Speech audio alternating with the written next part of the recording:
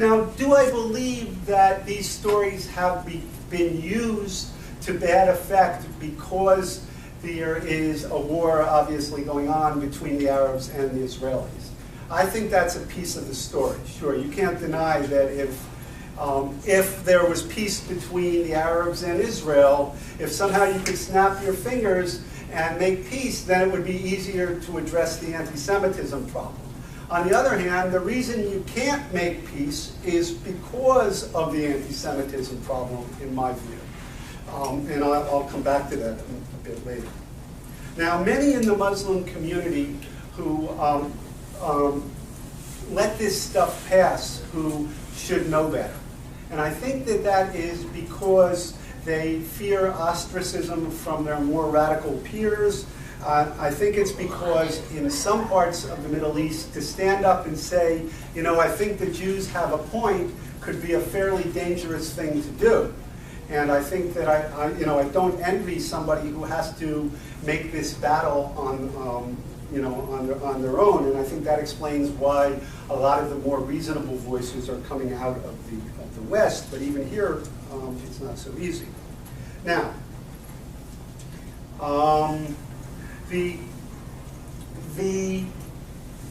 so Morsi's comments, to get back to them. Why were they news? Isn't this, and that sometimes you actually hear that used against you. When you're trying to bring attention to this problem, I sometimes hear the first line of argument is, well, it's not really a problem, it's not really anti-Semitism. And then, when you convince them that it is, then they tell you, well, everybody knows that there's this anti-Semitism, so it's not news. So I'm finding that it cuts both ways. You have, on the one hand, people telling you that it doesn't exist.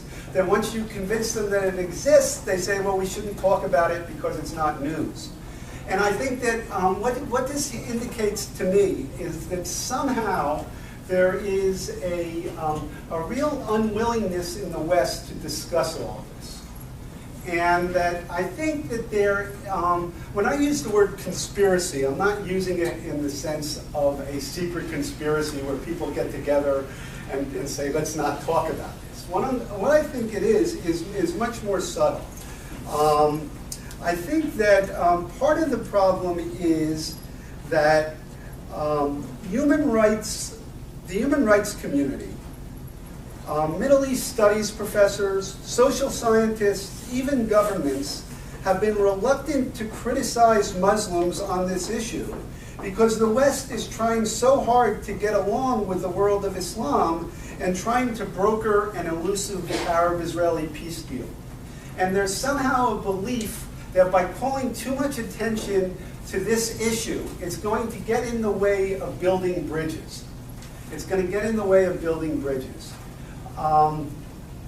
I ran into this with Noni Darwish, who is an Arab woman, an Egyptian, and that when I don't know how well known she is, but she was the daughter of a martyr for Islam, or someone considered a martyr, who had been killed by the Israelis. And so when she grew up, she was given special honors in Egypt as the daughter of a martyr, and she was treated, she and her family were treated fairly well by the Egyptian regime. But as she grew up, she became very dissatisfied, firstly, with the way women were treated. And then secondly, along the way, she started to think that, that Israel perhaps was not so terrible. So anyway, she moved to the United States. She ended up converting to Christianity, forming a group called Arabs for Israel, and writing a book called Now They Call Me Infidel, talking about how she had once been called this honored daughter of a martyr, but now she's called an infidel.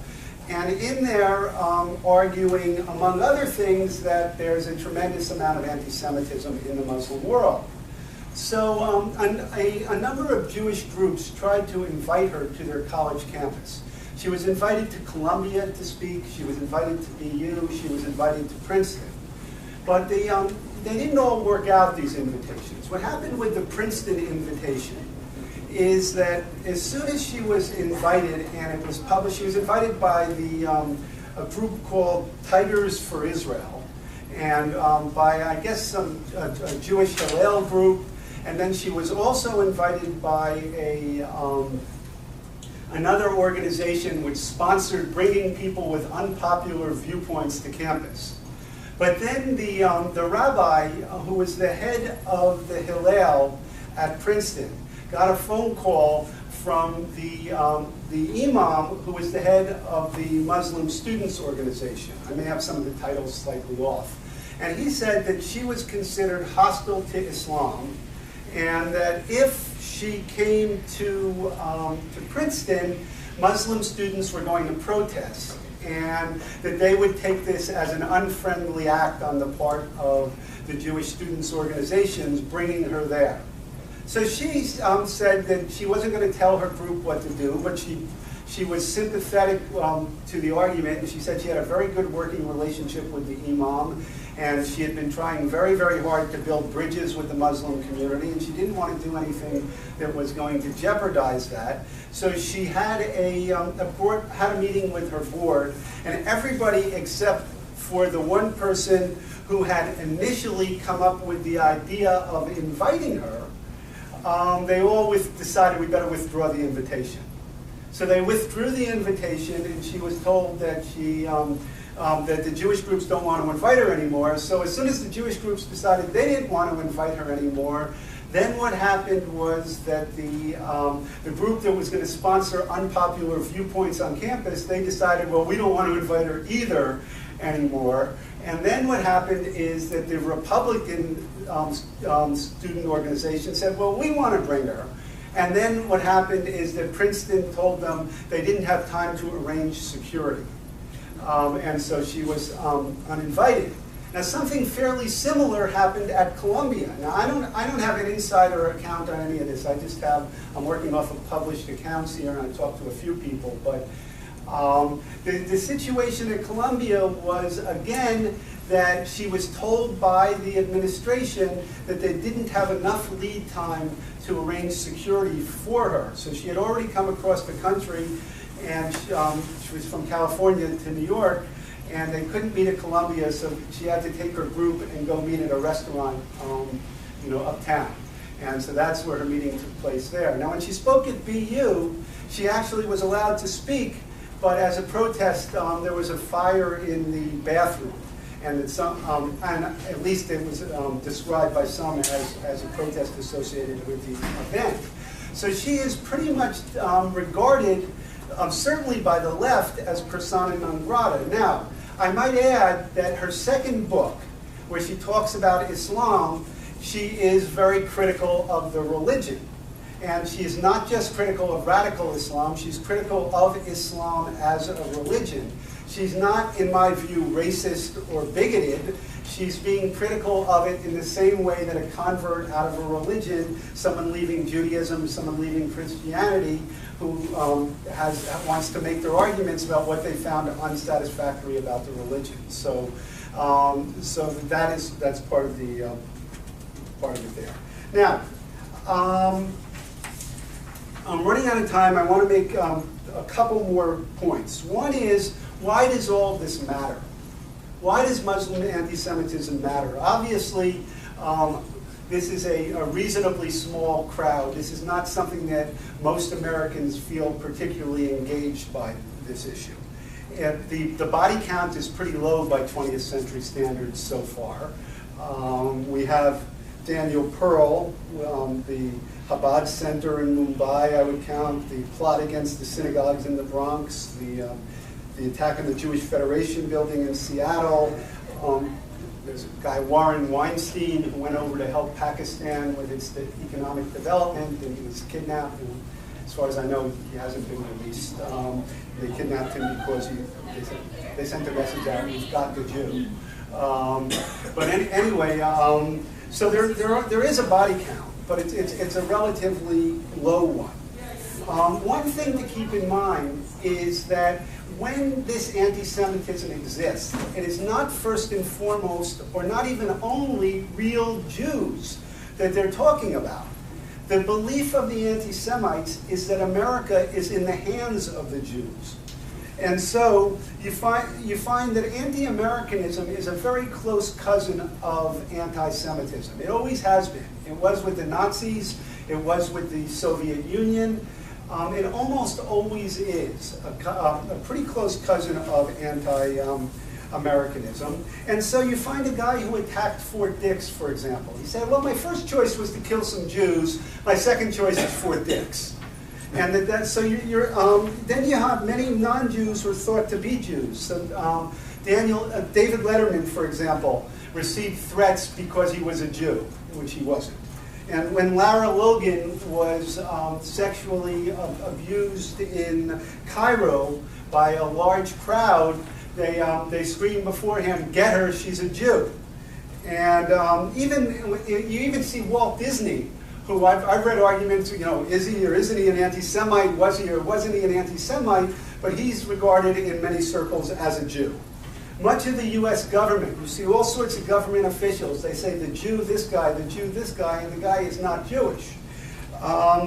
So that what we're talking about here is a complex of hatred that extends to Americans, it extends to non-Jews, and it's important to keep in mind that there never has been an anti-Semitic movement that was otherwise progressive. Okay, the one thing you never ever see happen is this guy's an anti-Semite, but except for that, he's kind of reasonable. Okay, it doesn't happen.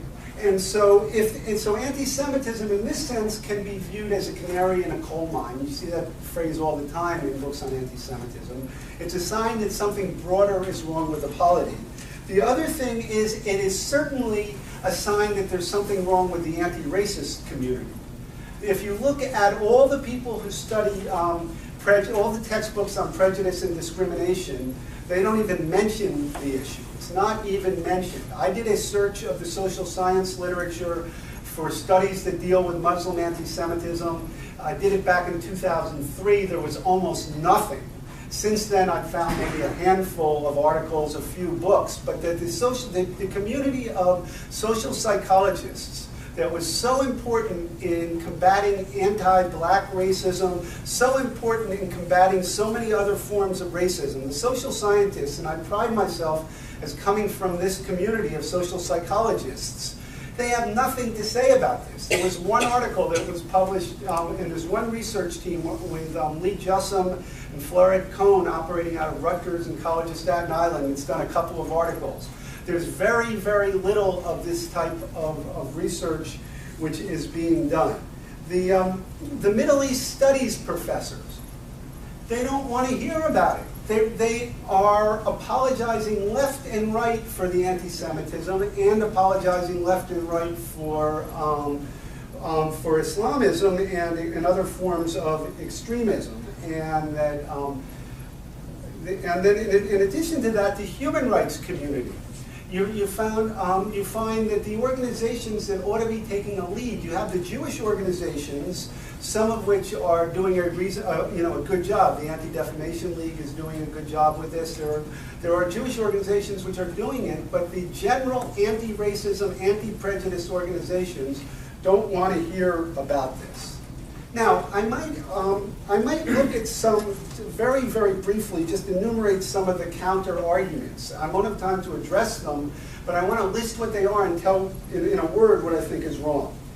One argument you hear all the time, and this is a very simplistic one, is Arabs can't be anti-Semites because they're Semites. And then what this is simply a semantics game. Anti-Semitism, when it was formulated, was basically, it was in the 1870s when Wilhelm Marr coined the term. He was basically using it because he wasn't Christian, but he hated Jews.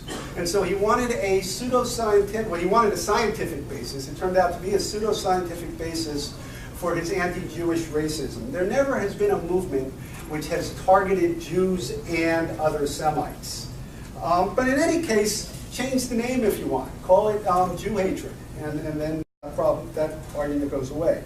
Another argument is Muslims don't hate Jews, they hate Zionists and or Israelis. And here, if you look at the actual content of the anti-Semitic statements, you will see that the references are to the evil in the Talmud, the evil in the Jewish Bible, the evils that existed way before the Zionists even came onto the stage, and they see Zionism as a consequence of the nefarious Jewish character. Another argument is all criticism of Israel is not anti-Semitism. The answer here is of course not. Criticism of Israel is a perfectly legitimate type of political criticism when it doesn't cross the line into anti-Semitism. Okay? But that doesn't mean that just because you are also criticizing Israel, you are free from being charged as an anti-Semite. Another argument you get is there's a little unavoidable spillover from the Arab-Israeli conflict. It's unavoidable. That because of the war, you're going to get this sort of thing. And I think that just disregards the whole history of what went before, if you think it's just coming out of the Arab-Israeli conflict. Another one, how would you expect people to react to all those Israeli transgressions? Well, here you have to refute this, you have to get into an argument about whether the Israeli transgressions somehow were of such an order as to merit the level of hostility and hatred that you see, and just what were these transgressions. So there's not a quick answer to this, but there's an answer because, first of all, even if those transgressions existed, it doesn't justify anti-Semitism. The argument that Islam has always provided historically provided a welcoming home for Jews. Well, Jews historically were considered dhimmis, or second-class citizens, and that they had to follow all sorts of rules that were discriminatory, and this is just a misreading of history. Another one is to say it's historically inaccurate to say that Islam, the religion, contains the seeds of Jew hatred. Well, if you're going to argue that this is historically inaccurate, then you certainly have to make that argument, and the way Tarek Fatah is, and you have to go through all the seemingly anti-Semitic statements and show how they're not really anti-Semitic. And I don't see that happening very much. The real propagators of serious anti-Semitism are Christians, and the right wing in the United States. Well, there certainly is very serious anti-Semitism coming from the militia movement, the extreme right. They talk all the time about ZOG, the Zionist-occupied government. Those guys are pretty bad, but I think that on the basis of the evidence, you would have to say that the larger threat is the threat coming from Islamic anti-Semitism, and it's not an either-or proposition in any case. That I'm painting with too broad a brush. And here I'm arguing that I'm not painting with too broad a brush. I am totally on the same page as liberal Muslims, as truly liberal Muslims. Bassam Tibi, I may disagree with him occasionally with some of his views about Israel. Tarek Fatah, I sometimes disagree with some of his views about Israel here and there. But basically, these are guys who see more or less eye to eye to, Khalil Muhammad at San Diego State is and Irshad Manji. They're not mainstream figures in Islamic theology, but they are people who are consider themselves believing Muslims, and they have come up with essentially similar conclusions. Another one is nice people don't criticize other people's religious beliefs. Well, this is tricky because I'm not by nature someone who likes to criticize other people's religious beliefs, and I think we're better off in a world where we give everybody a lot of room for their religious beliefs. But on the other hand, when religious beliefs are used to justify hatred, then you can't criticize the hatred without also criticizing the religious beliefs. Nobody would argue that Jews did not have a right to criticize Christian theology when it was anti-Semitic. And another argument is, well, shouldn't we be talking about Islamophobia in the United States? And I think that in many ways we should. I believe that Islamophobia does, I think that word is not a good word because it implies fear, but I think that bigotry against Muslims does exist in the United States. And I think that if I were given, do I think in the United States that I experience a warmer reception as a Jew than a typical Muslim does? I think the answer is that I do. And I think that if there's policing to be done in our own home, if there's if there's improvements, if there's a battle against that type of bigotry, then I think that we have to be a part of that too. But that doesn't negate the fact that this other issue is out there. Criticisms of Islamic anti-Semitism are Islamophobic. Well, I think that is ridiculous. Where the anti-Semitism is coming from is where you have to criticize it. And that aren't Jews just as bigoted against Muslims?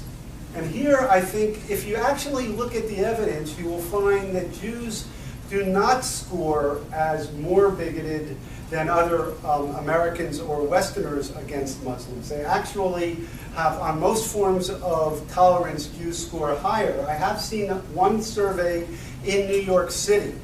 When you're comparing Jews to other New Yorkers, who are, of course, a very liberal community, the Jews slightly scored more anti-Muslim. But that was by like 1 or 2 percentage points, and it's comparing Jews to other liberals in New York. But everywhere else where you do these studies, you find that Jews score as more tolerant and as I'll take just 2 more minutes. Then the one other one is it's not in the best interest of interfaith cooperation. If we want to have good interfaith relations, we should talk about what we agree about. Well, I think there's an elephant in the room. I think that you can't leave this out of that discussion. And I think real interfaith, it might mean accepting that other people aren't perfect. And it might mean forgiving people for past anti-Semitism, but it doesn't mean tolerating present anti-Semitism or ignoring it. It's not in the best interest of the Israeli-Palestinian peace process. Well, here, I think a lot of the reason that we have this conflict going on is because the Muslim world had great difficulty tolerating the Jews' emergence from dhimmi status. The Jews were treated reasonably well as long as they stayed in a subordinate role. But when Jews emerged as an independent nation, that contradicted some of the deepest beliefs of Muslims, because in the Muslim world, the reason there was not so much hostility against Jews as there was in Christianity is the Muslims believed that they had already defeated the Jews in the 7th century, that Muhammad had put that issue to rest. Jews were weak, and Jews couldn't defend themselves, and Islam had triumphed. And once they triumphed, there was occasionally room for magnanimity, but the Jews had to stay in their designated role. And I think that when Jews emerged from that designated role into independent statehood and when they then started winning wars, it was just too much to bear, and I think that fueled some of this anti-Semitism. So anyway, I think it's the whole thing, just to summarize, if you're asking me what can be done, I don't have a good answer. And I do think this is a litmus test for the West. I think it's a litmus test for the left. I think it's a litmus test for the right, for the government, for human rights organizations, for the UN, for Europe. Remember, there's never been a movement that was anti-Semitic but otherwise reasonable. And so it's a challenge not only to Jews, but to all Americans.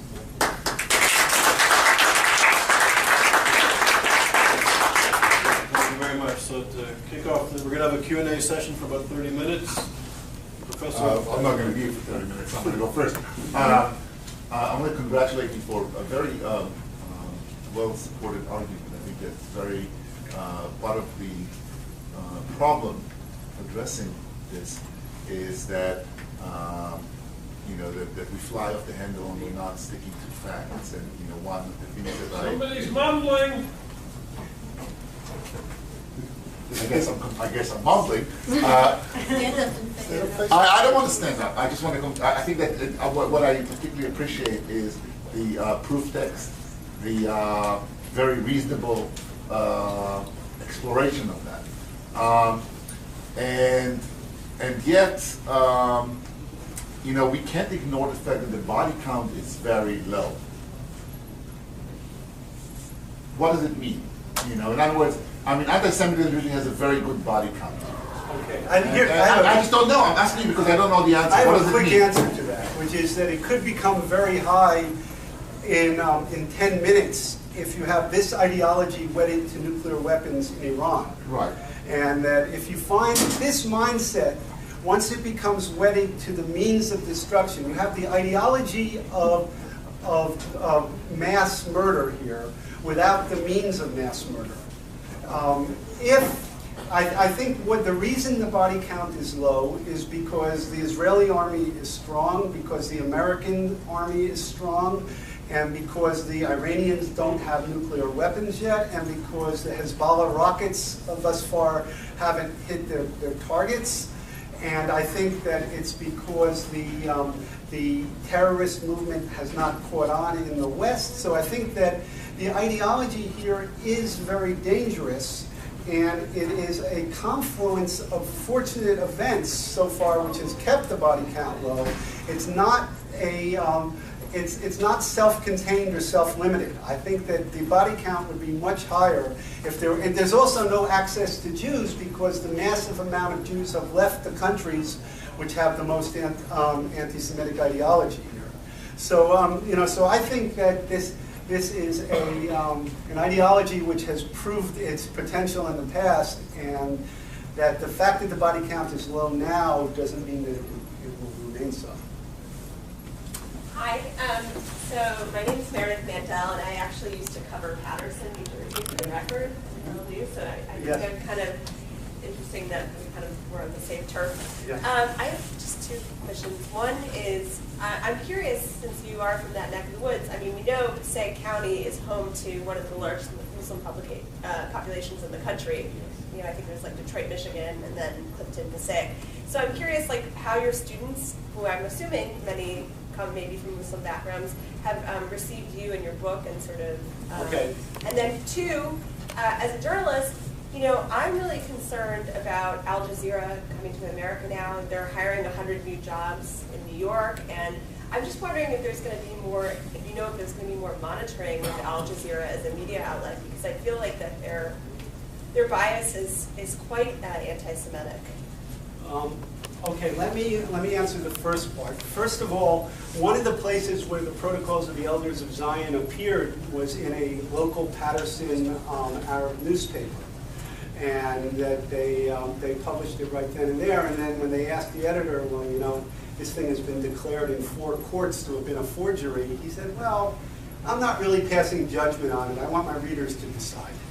So, but as far as the question about my students is interesting, because I am impressed by the diversity of the Muslim community, and I am impressed by the fact that I have had many students who, and possibly it's because as a professor you have the ability to frame an argument, to frame a discussion, but the many students who have been reasonably responsive, who have been, I try to present my arguments respectfully and fairly, and I find that when I do, I have not encountered, for the most part, hostility from students. Now, I think some students may avoid my classes because it's pretty clear what I write about. You know, the reviews of my book sometimes appear on my door, being as vain as other authors.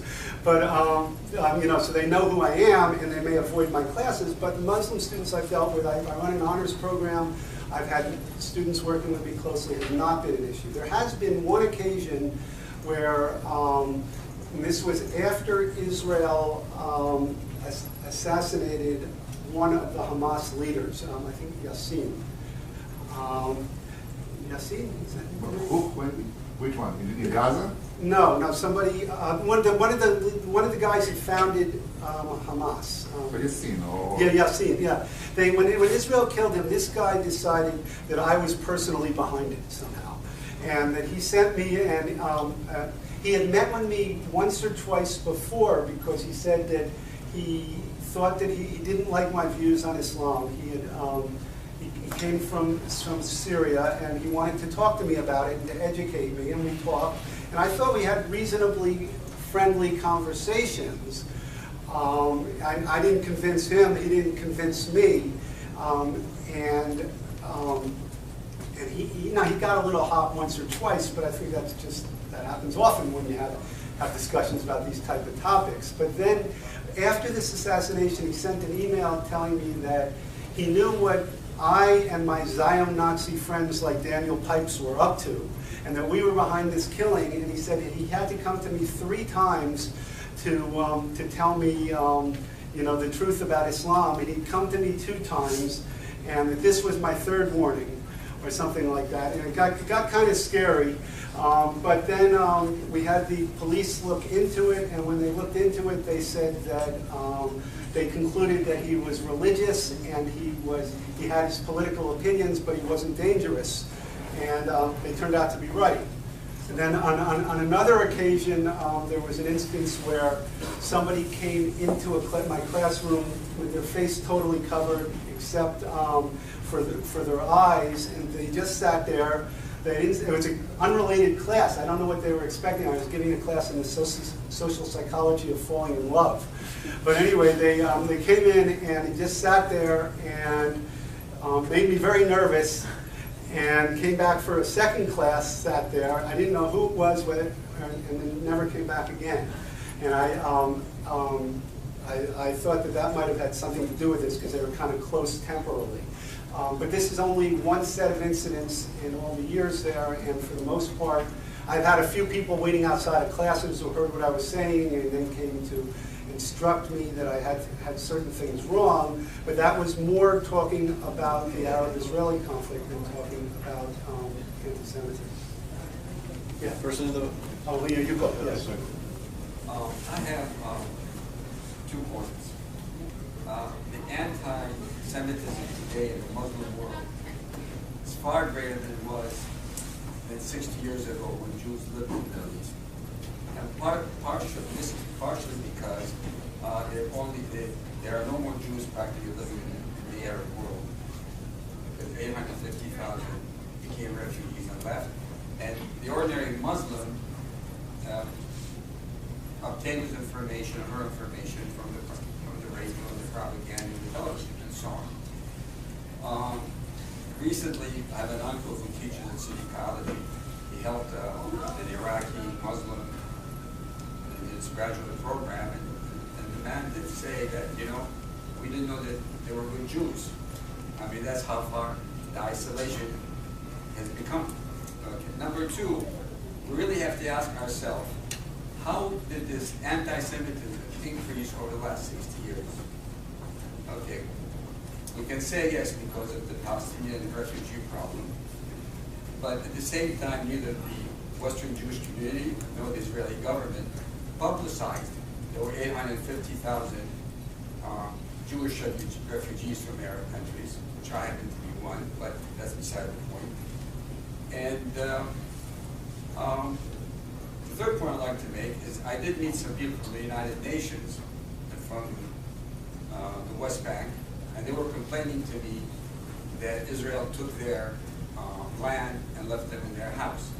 And I said to them, well, I'm sorry, I can't really help you because we lost our land and our house. I said, but here's the difference. We knew we're never going back, whether we settled in Manchester, England, Australia, the United States, or Israel. We had to make our bed there, and we got on with it. And as long as you think you're going to go back, you're going to be always in between, and you'll be dissatisfied. Anyway, that's... I think your points about the lack of contact now, that there's no longer any human contact to counter propaganda, and so people are now forming their opinions based solely on propaganda. I think that's a good one. And I think that the plight of Jews from the Arab and Muslim countries, of course, needs to be widely publicized. Now, why 60 years ago? I think that the question is, it's really a conflict over land. And if it's a conflict over land, it should be something that you can settle. A conflict over land, the cost to both sides has been immense. And so logically, you would want to settle this and move on. If there were lawyers involved, they would say, let's settle it. Why do we need a messy trial? Okay, now this is a trial which has caused so many lives, so much destruction. So that leads me to say that we should look for some psychological reason. There's something irrational going on here which is perpetuating it. And I think that that has a lot to do with the fact that the Muslim world has suffered a lot of blows over the last few centuries. And that these blows in the prestige of Islam and in the power of Islamic countries, that even the Ottoman Empire diminished in its power very rapidly. So by the time you get to the emergence of Israel, you have Muslim collective self-esteem pretty low. And then you have nationalist movements that have let down the Arabs and other Muslims left and right, and you have all sorts of failed dreams. You have a failed dream of Pan-Arabism. You have all sorts of things going wrong. And at the very same time, you have the Jews emerging into a new positive vision. And that these were the Jews which the religious tradition had taught were a defeated entity. And were so far beneath Muslims that they were beneath notice. And now emerging as an independent nation and then winning a war, the frame of mind wasn't there to say, let's cut a deal. Logically, you should cut it. Even after you lose a war, you want to cut a deal. And you might want to hold out for better terms, but the terms would have been there had they insisted. And so why didn't they accept the deal? I think it was because it would have required a narcissistic injury at such a level, a collective injury to the self-esteem or the sense of self-worth that would have been too hard to bear. And that's at least, I think, part of it. I'd like to ask you a question. Yeah. So this is a good explanation from a social psychological perspective, social psychology. So I study ideology.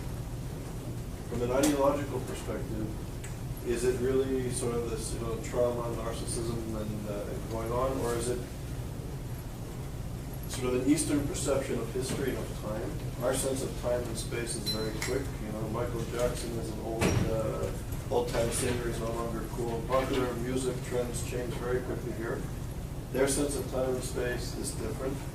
And ideologically, politically, for a non-practicing Muslim to have self-control, to have self-determination over Islamic land is a sin. It's unacceptable. And the rise of radical Islam, of political Islam, which is anti-Western, is rising with the help, as you pointed out in your lecture, by Western interests. So how is it possible that Muslim Brotherhood can't make peace with, it's not just the Jews, with any entity that is a non-practicing Islamic state that insists on self-determination? What if there had been some responsible leaders in the Arab world, or and that they had, and then instead of getting Nasser, they got somebody who really wanted to build the country without the hatred and to move forward and to cut a deal. At a critical point, he had enough power that he could have pulled something like that off. And I think a key judgment like that, a key move like that, and you wouldn't be hearing so much from this this tradition going way, way back. I think that there could have been an intervention like that. Or what if instead of or the Shah tried to modernize, but he did it in a very heavy-handed and brutal way in Iran. But what if somebody had managed to pull that off? They were getting close to a more modern perception. Then I don't know if we would still be thinking that this was so inevitable that this old-time mentality was going to. So you go ahead. I keep forgetting. You do it. Is there not a excuse me, the woman in the blue sweater?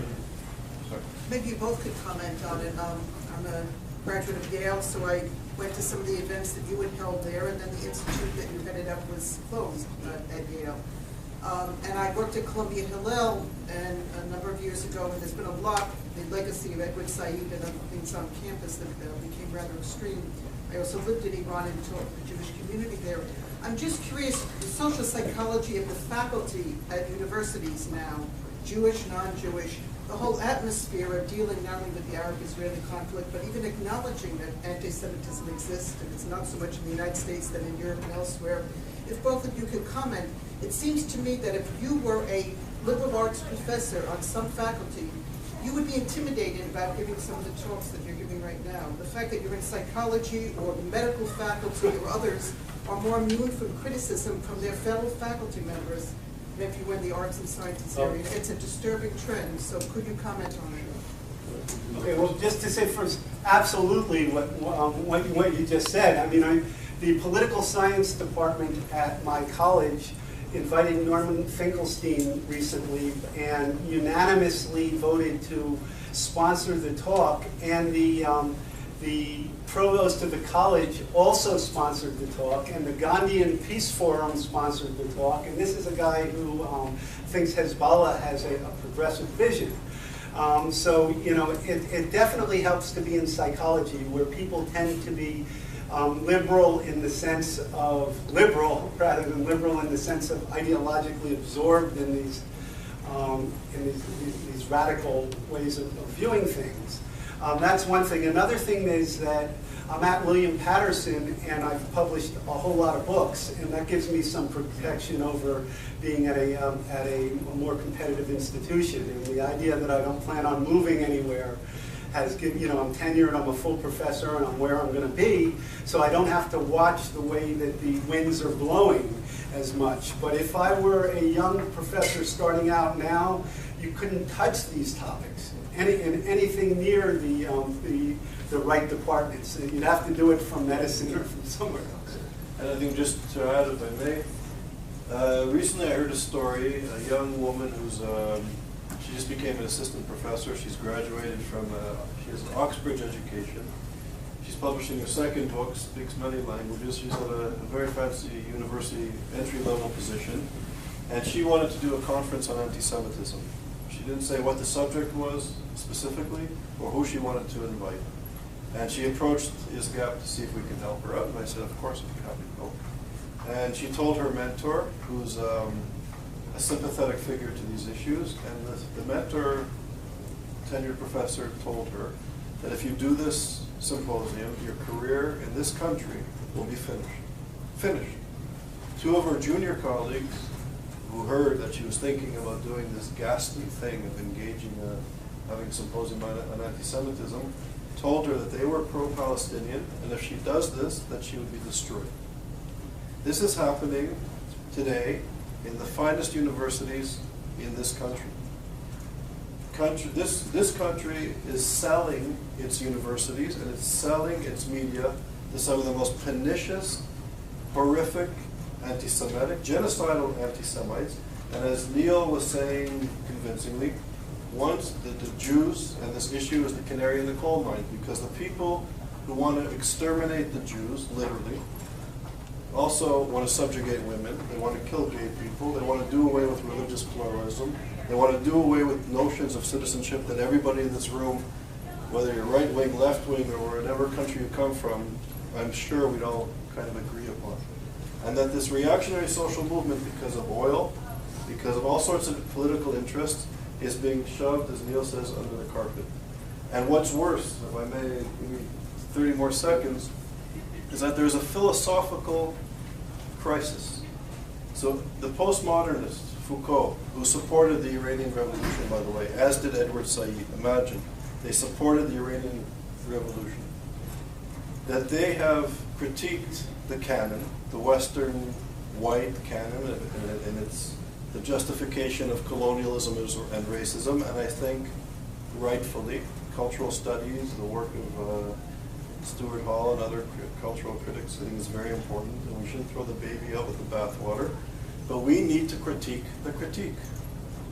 That the fact that if you mention anti-Semitism in an Ivy League school or at a good Oxbridge, Western, Sorbonne University, you are perceived as racist, you're perceived as right-wing and fascistic. And the mainstream academic critique, if you go to the best school of journalism, the best social science schools, you are trained because of this postmodern Edward Saidian canon to perceive Israel as a racist apartheid state. And if you are a liberal, human rights-minded person, and if Israel is this racist apartheid state, you are morally obligated to dismantle it. And if any kids on campus go to Hillel that is pro-apartheid state, they are the enemy. They are the enemy in your midst. They are the racist, fascists that need to be attacked. And this is the new anti-Semitism. And contemporary anti-Semitism demonizes Israel, and it's demonizing all the communities in the Western world, and it's rapidly increasing. And our intellectuals, as Neil correctly says, the media of record cannot deal with this issue. And the catastrophe of anti-Semitism, in its time, we've been never able in its time to address the anti-Semitism. So today we can talk about Christian anti-Semitism, but if you did centuries ago, you were nailed to a cross, or you were eliminated. If you were anti-racist anti-Semitism of the 20th century, you were an enemy of the people. Today, if you talk about these issues, you have no future in the academy. You cannot be a journalist. You are perceived as an outsider. Now, I don't understand how I became perceived as a conservative. I've been spending my entire career studying racism, discrimination. I was involved in every possible way in opposing racism. I come down, I'm against anti-Muslim bigotry, the whole thing. You'll just interrupt, I'm sorry. I was the chairperson of the African National Congress Solidarity Committee of the United Kingdom and of Canada, and I was working with the leadership of the ANC. I was fighting for Indigenous people's rights in Canada. And so I come from this human rights background, and I am, And, yes. May I come in? I'm a student at Yale who went to the provost at my last reunion and say, why was Charles Small's outfit, why was this gone from campus? Partly because they had a conference that had to do with Iran and anti-Semitism coming out of Iran. And I've lived in Iran, I taught the Jewish community, and there was anti-Semitism coming out of Iran, but the academy can't face it. It's a very worrying concern because many of my friends who are not on campuses in my age group, moderate Jewish people, have no idea what's going on with the liberal arts faculty at universities now. And we are not conservative people, but the label will be applied to you because that will delegitimize your voice on campus. And it's very, very concerning because it's a trend that I think that's financed, and I think it's a trend that will continue. And it's a very concerning. Agreed, unfortunately. So the gentleman with the keyboard. Yes, hi. I really appreciate that you're bringing a psychological perspective to this issue, and I wanted to just check out with you David Price Jones and some of the stuff that he's written around the issue of honor. I think it's very hard for Western to understand this, and if I'm not asking too many things at once, I am really struck by these people that I would call at some level Muslim dissidents. Noni Darwish and Ayan Hirsi Ali are they're now apostates in a sense, but then you've got people who are still inside the fold. Is it surprising that we don't have more Muslim dissidents or people that are willing to speak out, considering that there are 1.2 billion Muslims in the world? Or maybe this is just how being a dissident is in the human reality, regardless of the cultural or religious group. But if you could talk about from a psychological perspective, maybe why we don't see as many dissidents as we would like on this issue. Well, I've got to believe that there are a lot more than you see and hear, and that you do hear a lot of people who speak very reasonably about these issues privately. So I think that among people, and at the end of my book, I do an analysis of Muslim enemies of anti-Semitism, and I divide them into a lot of categories. There are some who object just to the term bigotry, to the term anti-Semitism. They say we're not anti-Semites, but then in every way they look like it. They just don't like the language. Then there's everything from that to genuine opponents of anti-Semitism, and there's all the gradations along the way. But I think that in terms of genuine enemies of anti-Semitism, there are a lot. But that in any large group, particularly when you're talking about in the Middle East, it's hard to talk against the majority.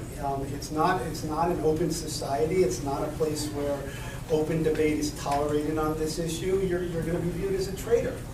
If you're going to be, and when you add in, when you kind of superimpose the Arab-Israeli conflict on top of it, if you say that you're against anti-Semitism, it could sound like you're pro-Israel, and if your country is anti-Israel, then you're like a traitor against the state. So I guess, you know, I think there's a lot of psychological forces which are keeping people who are genuinely liberal from expressing their concern. Now, I have seen analyses of the liberals in Egypt which have argued that there's even there was an article in the Wall Street Journal, a series of articles, which was saying that even among the liberals who were, this was prior to Morsi's emergence as presidents, but even among the liberals who were competing with him, there was a fair amount of hostility to the Jews, but there's also a fair amount of people who are uncomfortable with it. So I think it's out there. I think people aren't expressing it that much, and I think it's partly because if you become perceived too much as a friend of the Jews, then the crazies who are out there, the real extremists, could target you. So I'm sorry, we have a strict limit to end at 8 o'clock. I just realized it's a few minutes after 8, so we're going to have to end it here, unfortunately. So, Neil, on behalf of everybody, thank you very much. It was a wonderful meeting. If anybody would like the book, I have them up here. But as she grew up, she became very dissatisfied, firstly, with the way women were treated. And then secondly, along the way, she started to think that, that Israel perhaps was not so terrible.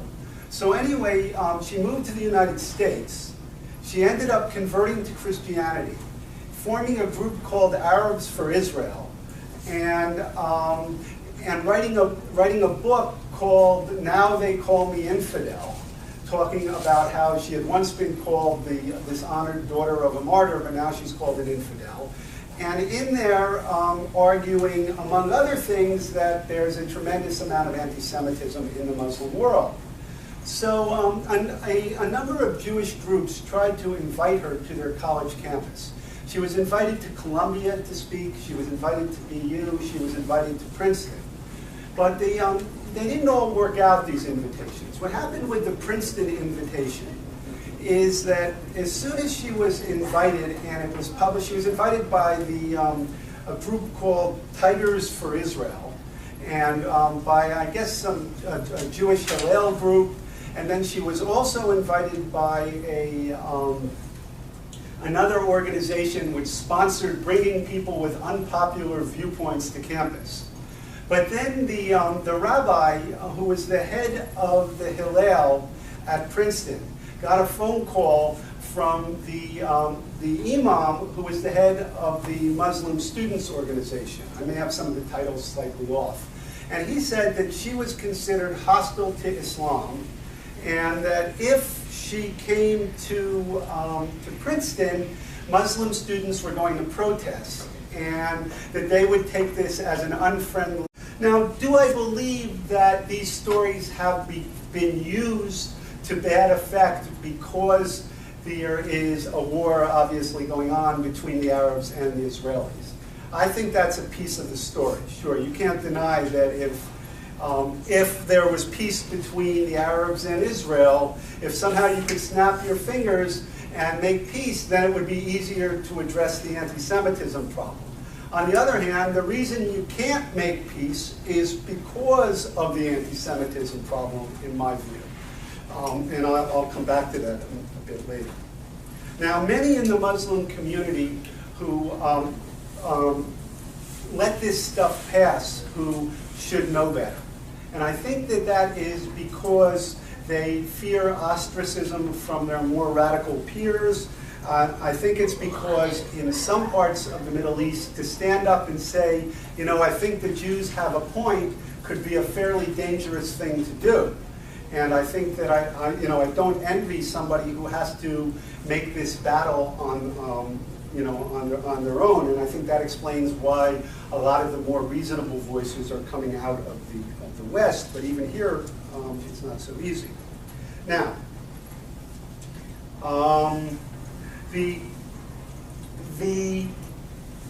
so Morsi's comments getting to get back to them.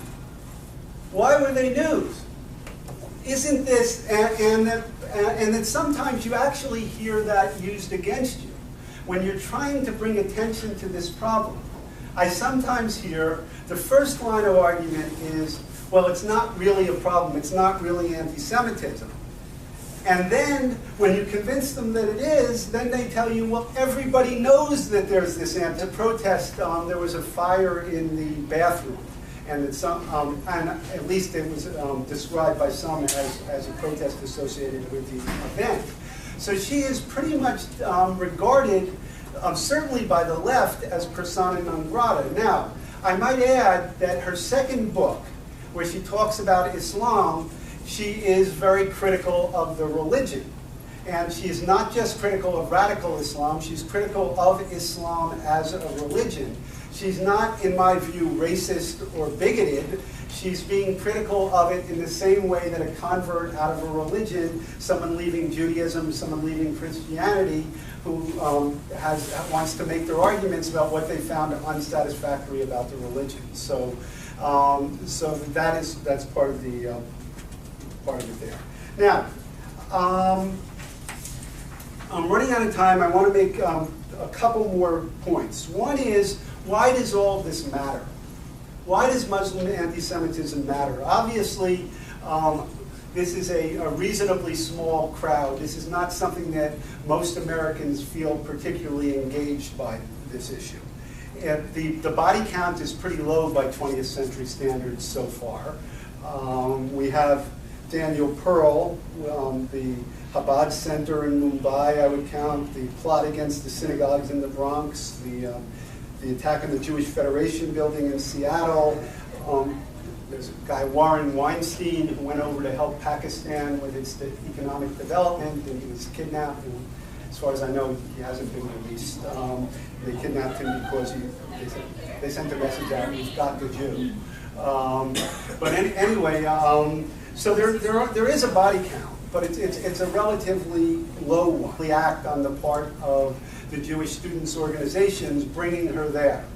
So she said that she wasn't going to tell her group what to do, but she was sympathetic to the argument, and she said she had a very good working relationship with the imam, and she had been trying very, very hard to build bridges with the Muslim community, and she didn't want to do anything that was going to jeopardize that. So she had had a meeting with her board, and everybody except for the one person who had initially come up with the idea of inviting her, they all decided we better withdraw the invitation.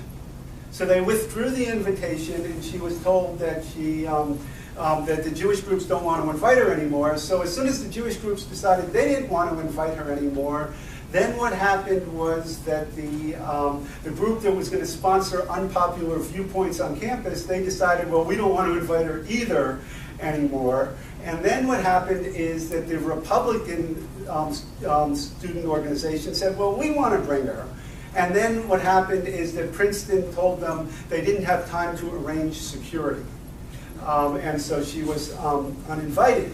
Now, something fairly similar happened at Columbia. Now, I don't have an insider account on any of this. I'm working off of published accounts here, and I talked to a few people. But the situation at Columbia was, again, that she was told by the administration that they didn't have enough lead time to arrange security for her. So she had already come across the country, and she was from California to New York, and they couldn't meet at Columbia, so she had to take her group and go meet at a restaurant, uptown.